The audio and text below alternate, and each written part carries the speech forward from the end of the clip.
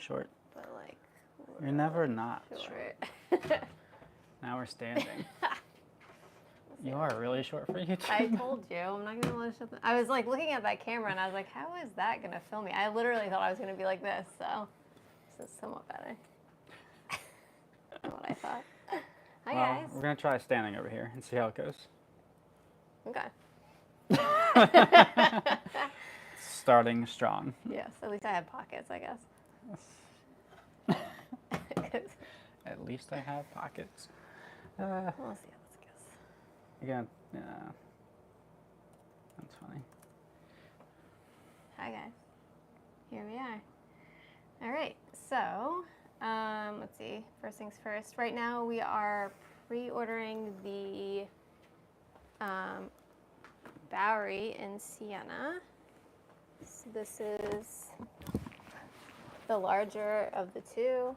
Get you a step stool. Maybe some stilts, I don't know. Of the two, so you can see the difference between Mini Bowery, Big Bowery. So right now, Big Bowery is up for pre-order. And just so we're clear, these both come with crossbody straps, fully adjustable crossbody straps. So there's that. And thank you to everyone who's already ordered a Sienna Bowery. You mean cerulean? Did I say Sienna the whole time? You said Sienna. The whole time? I don't know. Just now? Just now. Cerulean. Just What I'm lying. saying. It's Just cerulean. making stuff up. And then next week, we're going to be doing 2 bags at the same time. So we're going to be doing the Charlotte in cerulean, which is this guy. I like to wear it like that. And the Mini Chloe in cerulean. Yeah. Sure I said it. So yeah, so next week we'll be pre-ordering both of these bags. So if those are ones you're interested in, next week will be your week. That will also include milled and tan milled. Oh, right.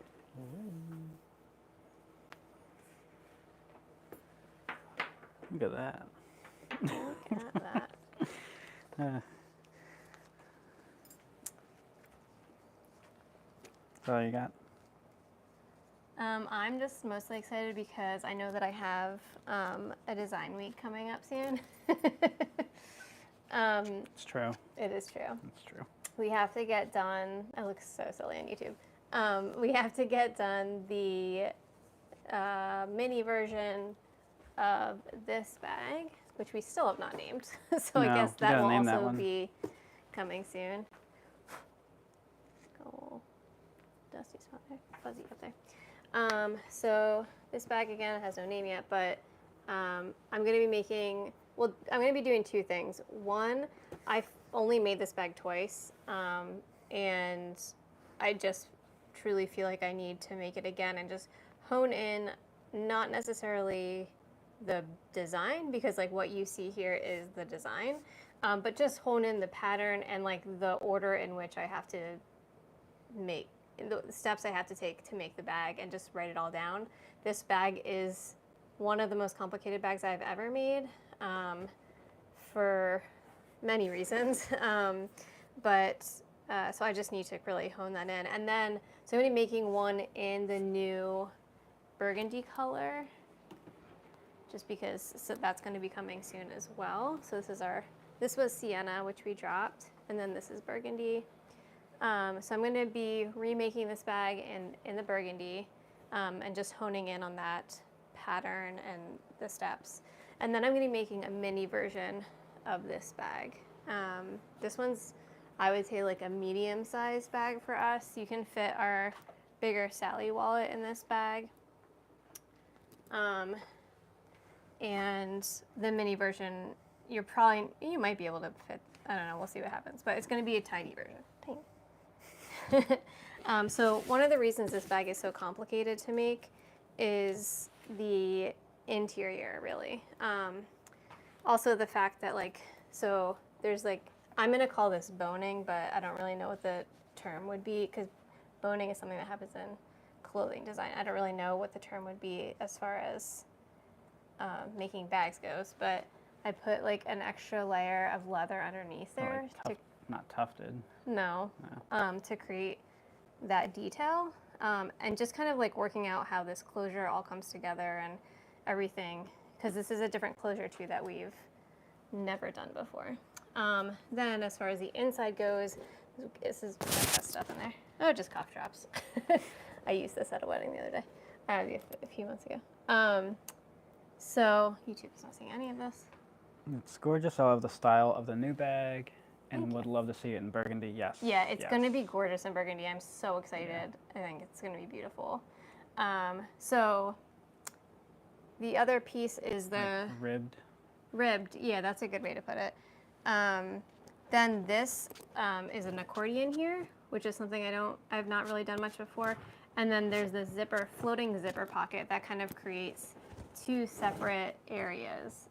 This one, I was still working out the pattern, and I made this a little bit too big, so you can kind of see how this is like bowing forward. It should really be kind of like taut inside of there. So it's something I have to work on. Sorry, YouTube.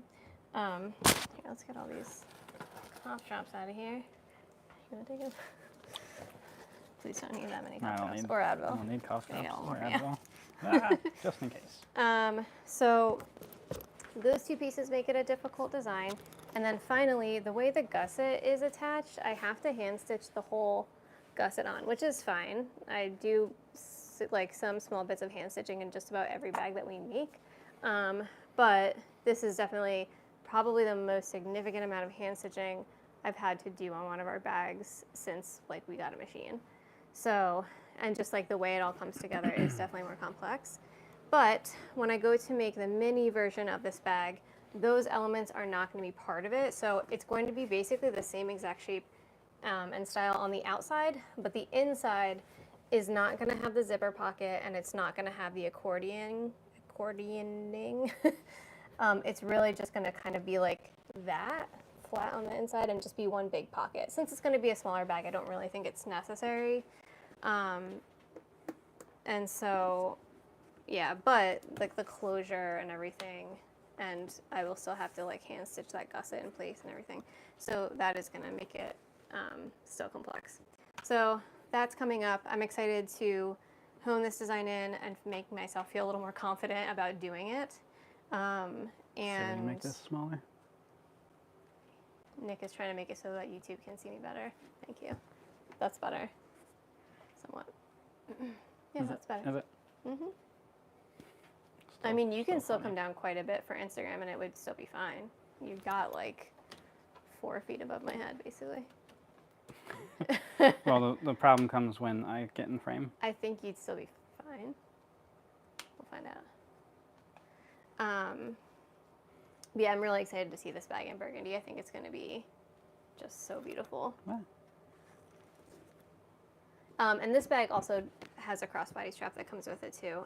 There's a D-ring on either side. Yeah, see, you're That's fine. better. You're totally fine. You just got to angle it this way a little more. There we go. You want to turn it this way? What way? Like, turn it this way a little bit. This way? Yeah. A little more. So you don't have, like, boxes. That's better. So yes, there's a D-ring on either side, and it will come with a crossbody strap as well. I'm also really happy with where we decided to put the logo. So when the bag is closed, you won't even see a logo at all, and it's just a nice little touch when you open it up. Will you develop this in milled leather too? So we actually already have. When I Yes. started the bag, I actually started it in milled, which is crazy. I don't even. We learned that was a mistake. It was a mistake. Well, it was a mistake only in that. It was brand new as an idea. Yeah, it makes more sense for me to just design in bridal and then go to bridal. milled. Yeah. But yeah, so here it is in milled. This closure is a different closure. I was playing with closure at the time to figure out what I wanted to do. This one was just a little too like shiny gold for me. Yeah. Our hardware is typically solid brass, and Just like a natural brass. yeah, and so it's not quite so shiny, and I didn't really love that. I like a turn lock. I think it's fine and it fits the design really well. But you can see here it's fully lined and milled. Everything about it is pretty much the same except for that closure. Oh, the other piece I'm probably going to work on is, I don't love how in this one, you can definitely Blowing see up the it. frame size. You get this line going across because in our milled bags, I'm going to call it stuffed, which is the same thing I did here.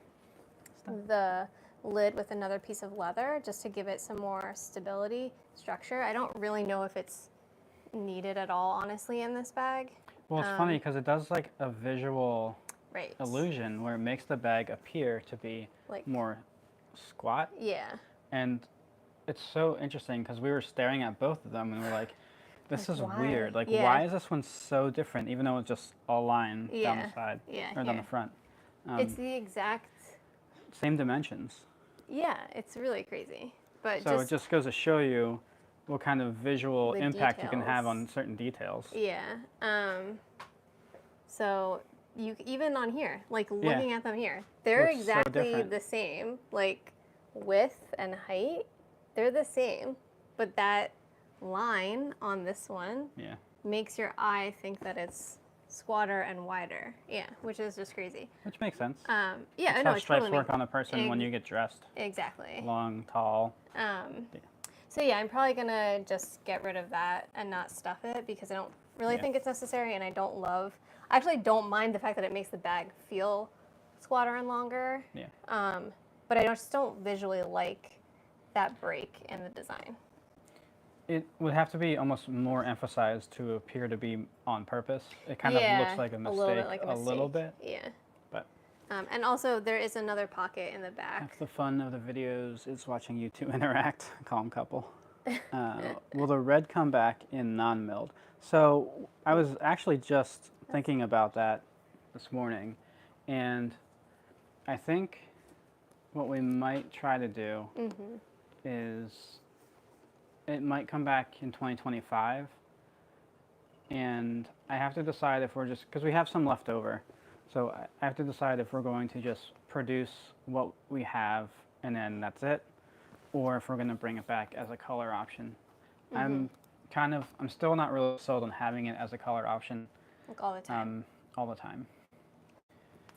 So, to answer your question, maybe.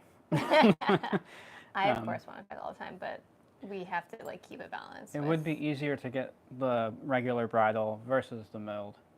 Yeah. Also, as far as sourcing leather, but.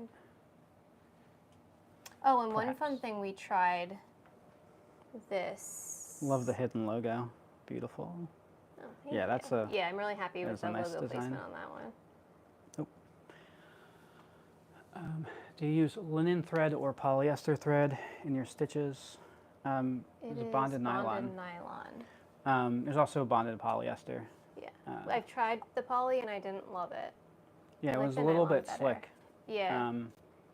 And linen is typically used for hand stitching, like a wax linen. Yeah. That's a great question. And are your stitches made by machine or by hand? If you're hand stitched, and if it is hand stitched, nope, then we lost it. Oh, someone else. Okay. So go ahead. All of our bags are sewn on the machine. However, all of our bags also have some bit of hand stitching for the most part. Like for instance, on that bag that I was just showing you. And the thread that's used for that is the same as the thread that goes through the machine for. Yeah, because I want it to match and look the same. So like even when I bought like my pricking irons, they're the same stitch length as the stitches that our machine makes. So you shouldn't be able to really tell the difference. But like the gusset on that bag that I was just showing you over here, I have to hand stitch that entire gusset just because of the way it's constructed. So yeah, I do both, but mostly it's machine sewing. I hate it when when I order brass and it comes gold. Yeah, usually there's a distinction between natural and like what do they new. I don't even know what they call it, but natural usually means it's. Oh, what's the word? I've honestly learned this from buying hardware for our house. Okay. Um, Or like natural can look, it's not brushed, but it has like more of a matte yeah. feel to it. What is the word? Anyway, It's gonna come to me. I'm not thinking of it. polished, Yeah, polished like brass. polished I brass. guess that's it. Yeah. Because then it's shiny and It starts off shiny. It'll still it'll still patina. patina like brass does. All But brass like does. Leanne said, like that gold is so, to us when we're looking at that new design, like it's almost distracting. Yeah, it doesn't feel like us. Also. It doesn't. Plus, what do you think of hardware prices? Oldies Road bought a foundry to beat the insane prices. I dig that idea. I didn't Yeah, I didn't know. anything about that. I think so. Like, brass isn't marked up like substantially. It's still like a commodity. So I don't really feel like, for us, we've seen a huge increase in brass pricing. I mean, it's gone up, but Yeah, it just hasn't like gone up everything any else. more than everything else. Yeah. Shadow play does change things. Yeah, that little line casts a small shadow. Yes, that's exactly right. Yeah. It's so funny how it does that. What is the difference in weight/thickness between bridle and milled? So overall, they're going to be, This is speaking specifically for our bags, not for our bags, if you're yes. just buying leather. Because if you're buying leather, you can buy a milled or a bridle in any weight that you're looking for the most part. You should be able to. So we're honing in on like our ideal Yeah. thicknesses. Yeah. So the milled will be slightly thicker overall than just a bridle bag. But the goal is to Right. have them be as similar as possible. Right, exactly. And So the reason, two thinner put together will equal because the all weight the of milled one. bags are lined.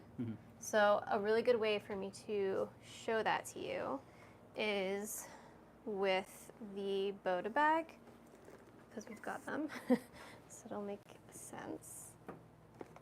Okay, so this, here you take that, yeah.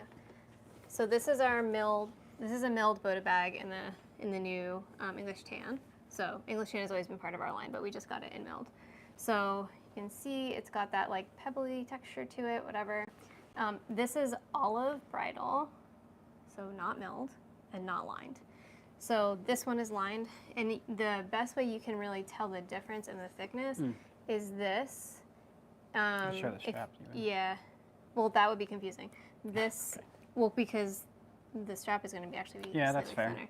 thinner. So it's like the thickness of this versus the thickness of this. You can tell that this is a bit thicker than that is. So that together is probably like 8 to 10 ounces there, I would guess. This is probably, yeah, like 8.5 to 9. It's not 10. 8.5 to 9. And then this is, And what this do you is probably think? like 9.5. I bet it's thicker than that. 9.5 to 10. Yeah, I think Let 10. me just see something. So they don't feel like, just doing this live, they don't feel substantially different. And Nick is weirdly good at knowing weights. I sold I sold fish for like 10 years, and Yeah. like you getting a pound or a pound and a half or 2 pounds or whatever, He or could 3/4 of a pound. Pick anything up and tell you how much it weighs. So it doesn't, they're not like Substantially hugely different. Yeah. Obviously it is heavier, it's just not like, Significant. You're not going to be like, yeah. Let me check. went deep history there for a I mean, second. I couldn't tell you. If you told me this one was heavier, I would believe you. I funny. can't tell the difference in the weight at all. How do you go about doing the raised area? That's a good, the other one was a good question, by the way. How do you go about doing the raised area in the center of the bag? So you Oh, just, talking you about just put this? another piece of leather under there, right? Yeah. Yep. There's just another skinny piece of leather sewn underneath there. Kind of like how you would do a handle, Yeah. or could do a handle. Yeah, like there's leather inside of our handles, just like just a same idea. Except that's these. I don't know if you can hear that, but these sandals are making like Oh, that's what that is. squeaky. It rained for, like, it's been crazy hot here, and it rained for a little bit, so we went on a walk Family walk, together, yeah. because that was the coolest it had been in 3 weeks or whatever. Yeah. And Wes was jumping in puddles, and his shoes sounded like a It group of literally chickens sounded like chickens. when were he was following us. It walking. was like, "Boo." It was quite cute. What about a gray colorway? So Oh. our tannery does produce a gray. Yeah. We haven't found a gray that we're like, yes, that has to be part of our collection. Yeah. I wouldn't say Definitely it's wouldn't. impossible for like a one-off or like a limited edition run. Yeah. I don't know, unless it was the perfect gray. Yeah. I don't know if it would be a part of our everyday, like our Yeah. core collection. It would have to be the perfect gray. I Yeah. feel like for that to be, yeah, like you said, part of the core collection. And like in my mind, there's like two grays that could be. One's like almost like a medium gray Yep. that's a little bit cooler, and then also one that's like a little bit warmer. So like almost like a into the beige territory. Yes, a lighter. Yeah, but would be lighter than the other one. Yeah, lighter than the other one and a little warmer. I agree with you. Because like those are the two to me that would make sense with what we do and something we like. Yeah. It's tough. Like gray is like could be any color, and I know that sounds insane, but like it could be a bluish gray, it could be a reddish gray, When it we could be a moved greenish into our gray. last home, we were gonna paint a bunch of the rooms gray. Yeah. And it took us forever to pick a paint sample, and I ended up painting Well, this one lighting room, is a and huge factor. It looks lavender, and Yeah. I was so mad, but I loved So. it because I was like done with that. But never say never. We're always open to different colors. I kind of think we'll probably introduce Like a limited seasonal- color seasonally. We're trying to Yeah. figure that part out. Like we want to get a core collection that is just going to stick around, and then have maybe some rotating seasonal seasonal colors. Yeah, Um, like the red and maybe to some kind other- of give you guys an idea what's going on. Yeah. Bonded nylon sounds like a death metal sewing band. I could see Yeah. that. Let's see. Aged brass, polished brass. Oh man, we're behind. That's yeah. Paul, that's Thanks for the answer. You're welcome. Thanks for the question. Let's see. How have you ever have you considered working with Epsom or Swift? I don't think I know what that is. I also do not know. Can you clarify what that is? When Like I a think Epsom of salt? Epsom salt, that's exactly what I was thinking. Taylor Swift? I would definitely work with Taylor Swift. Sounds great. I bet she could sell us a lot of bags. Does your Cobra Class 26 have any issues going through 9.5 weight of leather? No. No. We've put, I mean, I've definitely sewn 12 on there easily. Yeah. I think I've sewn 24. yeah, you've sewn something outrageous. You have to, if you're gonna consistently use that, which I probably don't recommend going like to the top range of your machine. Yeah. But you do have to change the presser foot height and your stitch length probably, and even your thread if you're going to consistently do that. Kind of like if you're making like sheets or something. Right. But yeah, that's never. But if you're going to do that weight consistently, not 9.5. If you're going to do like 20 ounce consistently, you want to up to the class 3 or 4, probably like a Yeah. stitcher, not a. But yeah, if you're doing that once in a while, it's not a Yeah, problem. 9.5 is totally fine. Oh, 9.5 is Sorry. not an issue. Thanks for the great explanation on the weight and thickness. Oh, of course. Yeah, that was one of the things we were trying to figure out because initially we weren't sure if we wanted to do like regular weight and then like super thin lining. Right. But we kind of opted for the middle ground so that we could also do our straps out of the same leather. Right. Because otherwise it would be kind of weird. Yeah. And we also wanted to still feel substantial. Like that's important to us. And we didn't Yeah, want and to I use think any filler, when so we that's part of it. Right. And when we started, I was very concerned that it wouldn't feel substantial and that our bags wouldn't hold the shape. Yeah. But I hasn't been a problem at all. didn't need to be concerned about that because it's not a problem. Dig that wall display. It's been here since just about when we moved in is when I built it, and we just never utilized it Yeah. in this way. But I think this is good, and I like standing. Standing Are you feeling isn't standing better? so much better? It's so much Sitting better. down, I felt like I was at a meeting where, and I was like, Well, getting and like I'm flashbacks. already up, so if like you want to grab a bag, I'm already up and ready And we to can do dance. it. It's good. I could dance. and pink. I think we could still Pink lower leather. these cameras, though, I think. Yeah, well, we gotta figure that out. It's just, We'll get it. gray is tough, but when you find it, you'll know. Yeah, Yeah. classic with The brass. other issue Agreed. that I've heard Big- with grays is they tend to patina Yeah. in weird directions. It's not like it's gray and now it's just getting to be a darker gray. It's more like it's gray and now it's green. Yeah. Or it's gray and now it's blue. Yeah. So that's the other issue with gray that I'm not I'm Oh, not leather ready to do that. variations. Epsom is a tannery Oh, house, I think is what. Yeah, I we've haven't looked never into them. a German tannery. Oh, Yeah, that never makes heard of sense. it. Yeah. But it does make sense. It makes sense why we haven't heard of it because it's in Germany and we do get all of our leather from the U.S. That's not to say that other places don't make beautiful leather. Oh, absolutely, 100%. We try to keep it as Yeah. local as possible. Yep. Beautiful craft work. Love to see all the new posts. Thanks. I'm trying to get some more photos up. I was doing But yeah, Nick had a very funny setup. I yesterday. took a picture of you taking did you? pictures because I was like, this is ridiculous. This is weird. Well, I No, decided. but like I think it could be really cool. Yeah, there's like I got a couple images that were pretty cool. Yeah, you haven't shown them to me yet. But I kept getting reflection. I had them like raised and there was glass, so I had That's the whole a couple scenario. of reflections that was really annoying. So I think I need to go upstairs. I might bring the light box downstairs so I can get like The on top of height. it That makes sense. and see if that works. Yeah. It probably will, but I don't know if cut it's a going to hole on have the top. same kind of dramatic effect that I want. So we'll see. Yeah. But Nick basically like put leather down, set up all the bags, and then put a piece of glass in another bag to get like all this like depth and stuff going on and like floating. It was And floating. cool. It's not AI, guys. It's not. It's not. Relax. Although it looks like it could be. Couple car wash, inflatable dance. Yeah. Ba-bum. Man. There. Now we're caught up. There. It took a while. Is there anything in? No, nothing new there. So you guys asked me, I think, either last week or a week ago about books. So I just read this one. It's pretty, not too big. It's called Selling Luxury. And it's basically from the point of view of a sales associate working in like a high-end bag store. So kind of how they approach selling their luxury items. And it was interesting. So if you've never worked in customer service at all, I think this would be a good way to start, like just kind of learn about it.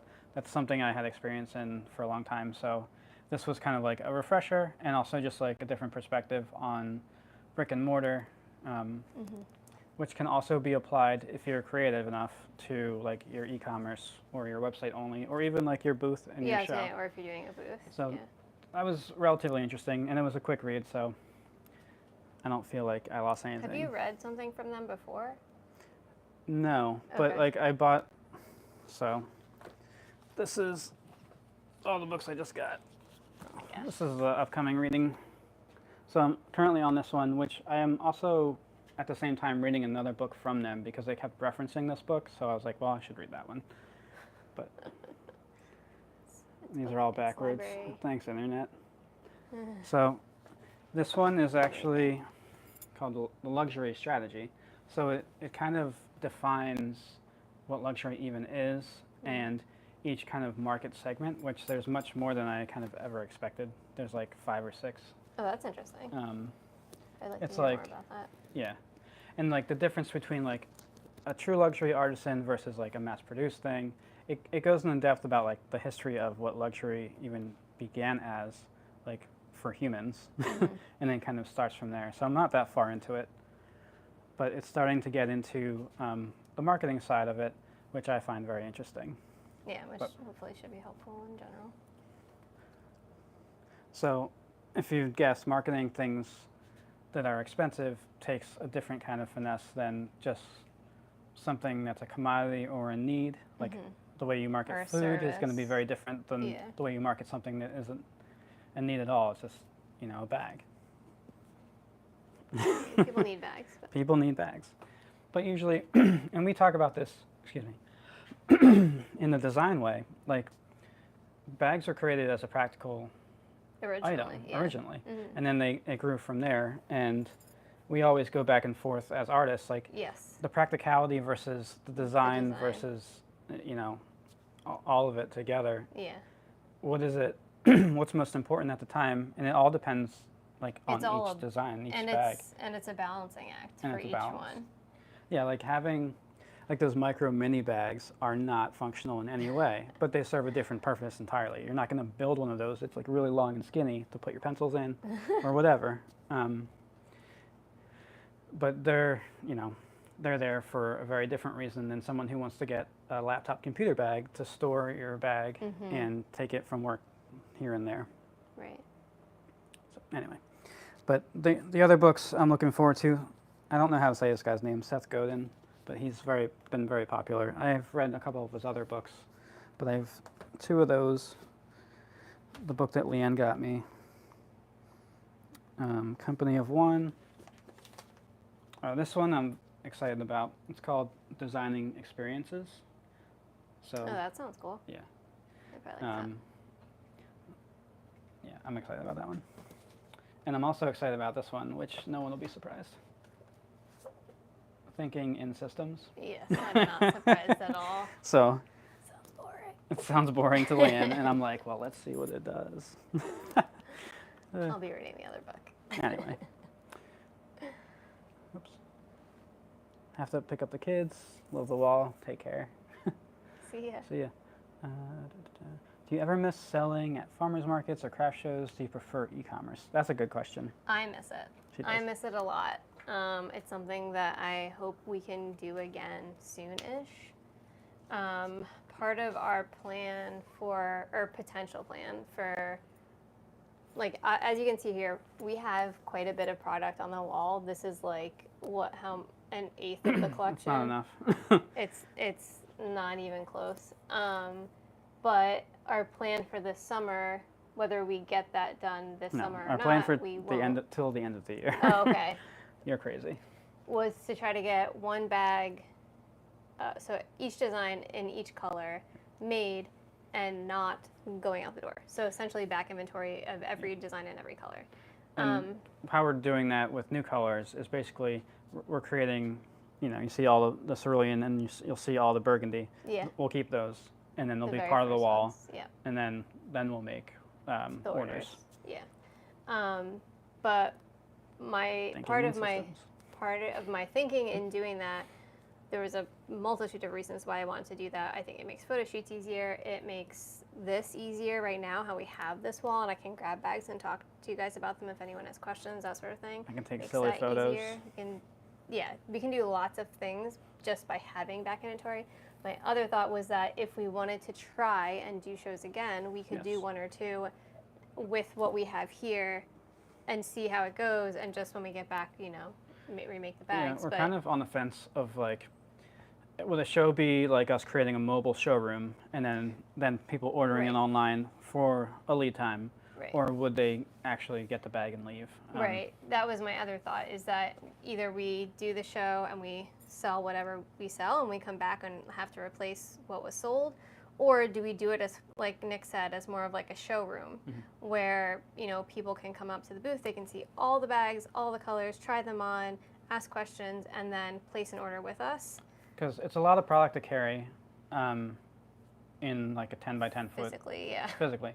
And there's also a risk that the wind blows one over, it gets scratched, or Right. like it gets rainy, or you There's- don't want yeah. to put 100 bags at risk in an open air market Right.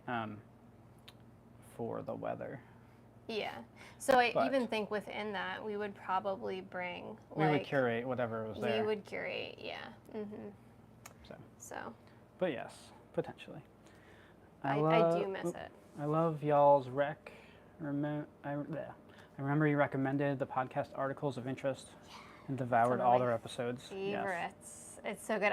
And I feel like I could go back and listen to them again. It's that kind of a podcast where like you miss things, or like it's evergreen. You can really go back and listen to it again. I'm sure you've told us before, but what was the deciding factor that pushed you over the edge to make it a full-time business? So cool that you're doing this full-time and out of your basement. So I'll talk about my decision, and then Nick can talk about his decision because they were separate.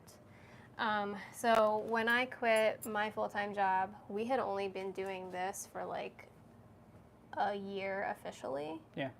But I had just given birth to Wes, and Nick still had his full-time job.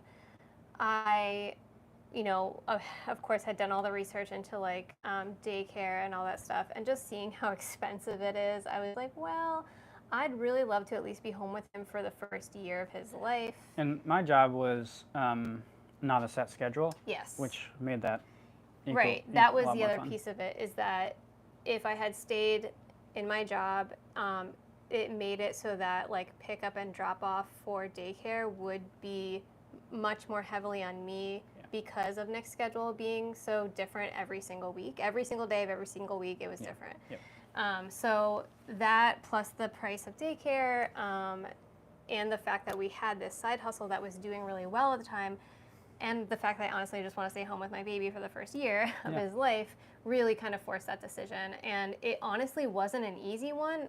Like, even though like those seem like duh, like of course you should do that. But for me, No. I really did truly love my job, and I loved the people I worked with. I loved the company that I worked for.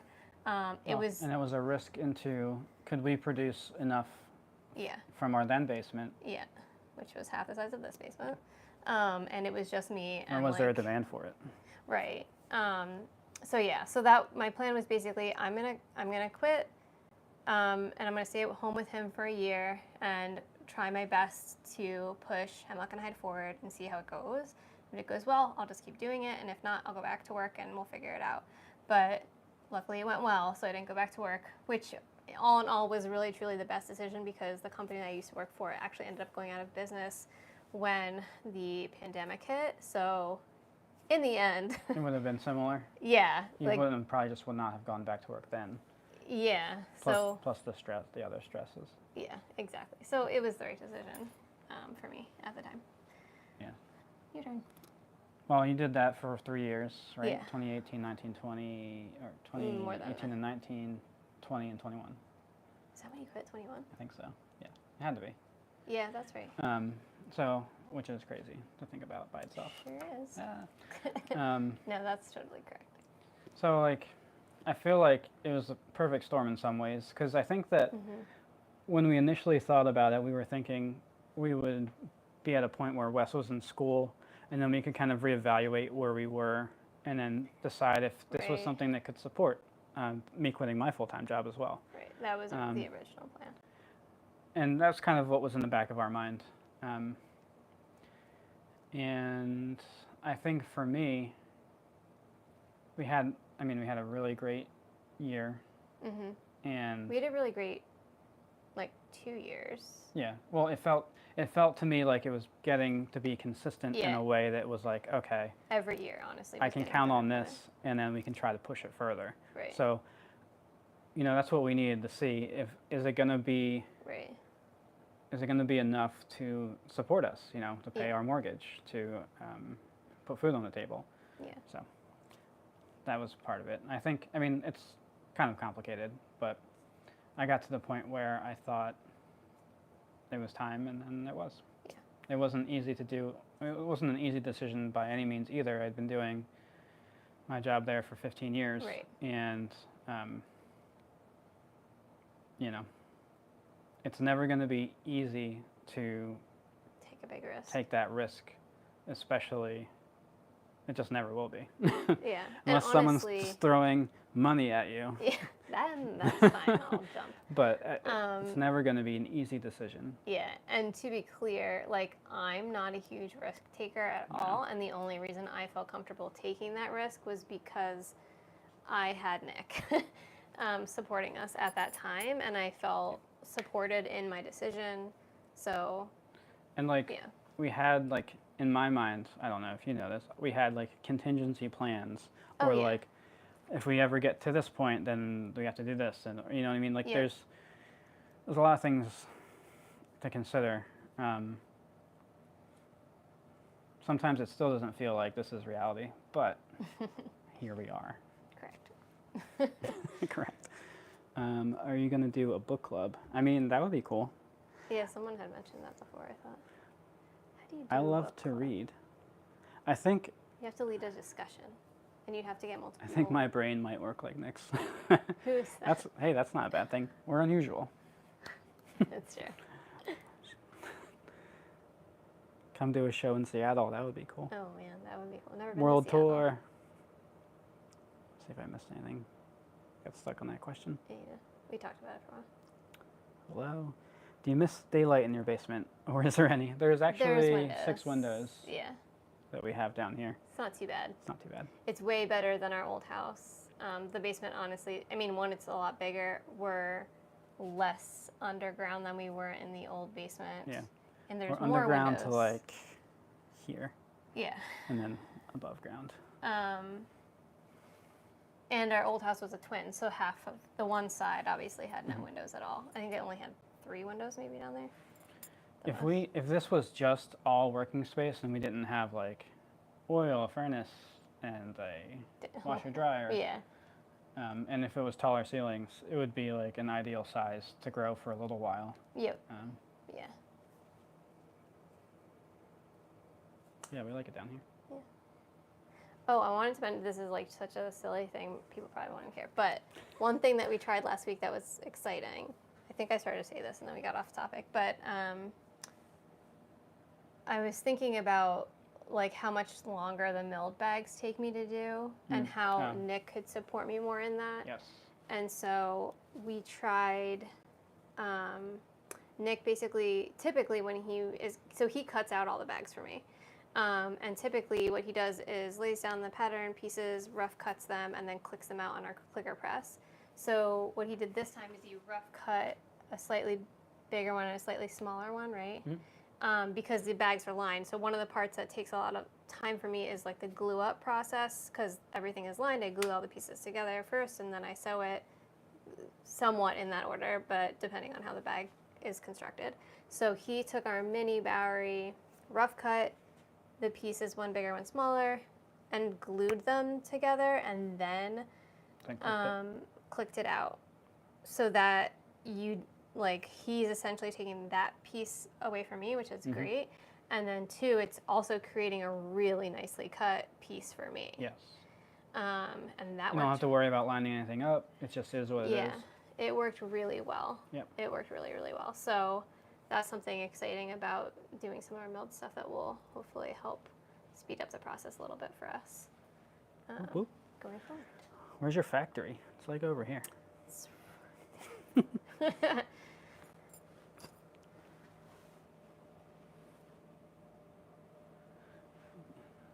What? I'm confused by this question. What do you do for a living? What would your answer be? Like, if we weren't doing what we're doing now? What we do for a living is This. bags. I don't know. Photographer / leather cutter rather / marketer. Which leather do you use? All of our leather is from Wicket and Craig. Oh, we totally lost track of time. It's 42 minutes. I was gonna say, I feel like what are we doing? been a while. She's like, let's go. Oh, I got stuff was to weird. do. What?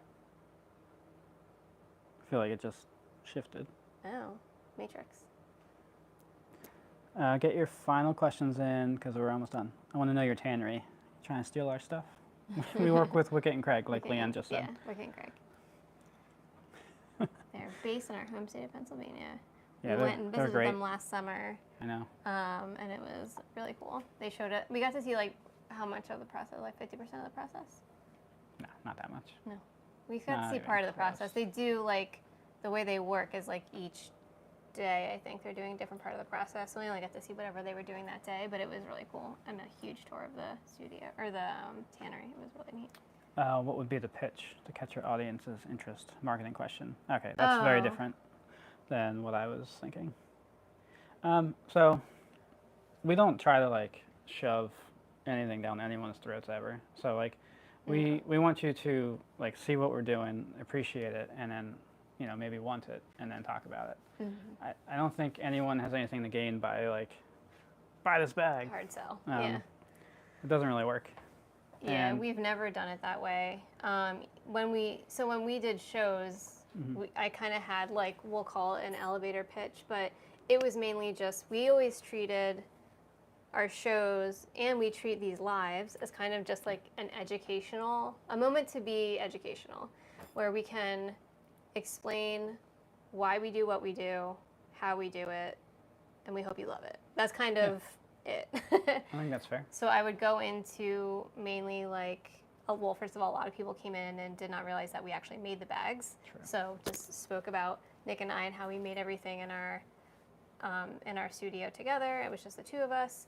I talked about where our leather and hardware came from, why we work with that specific leather, and then I would basically step back and let them look around the booth and make decisions. So I think from a marketing perspective, what differentiates us is we use leather from the U.S.